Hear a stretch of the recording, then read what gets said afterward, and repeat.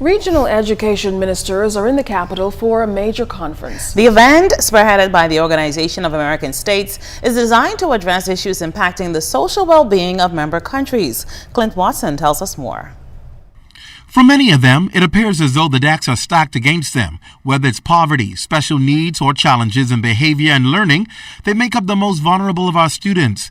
Education, Science, and Technology Minister the Honorable Jerome Fitzgerald explicit in the need for education to support with even the most difficult student. We know that too many of these children, school cannot just be life-changing, but life-saving. So it is an awesome responsibility that we have to make sure that our nation's schools are as good as they can be, that our teachers have the support and the ongoing education and resources they need to not just educate, but to change and, as I said, in some cases, to save lives.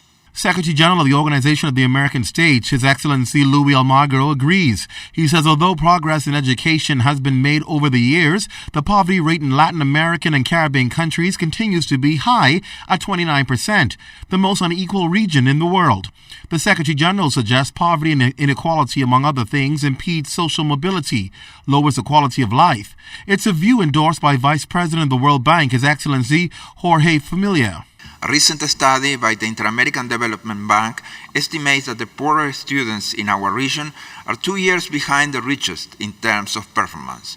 Not only are the poorer students more likely to go to schools with limited human and financial resources and ill-prepared teachers, they are also malnourished and at huge disadvantage in their abilities to learn. Today, where you live determines the type and quality of the education you will receive. Quality education for all, and I insist for all, is fundamental. And we will only be able to address this inequality of outcome if we change what's going on in terms of inequality of opportunity. And in my opinion, education, good quality public education, is at the center of that conversation. Well, Prime Minister the Right Honorable Perry Christie spoke to that inequality and the need to provide the same opportunities for all young people, particularly the unemployed and marginalized. That is why education is such a dynamic subject, such an evolving subject for intervention. Because from birth to school leaving age, you can take an institutional approach to the child and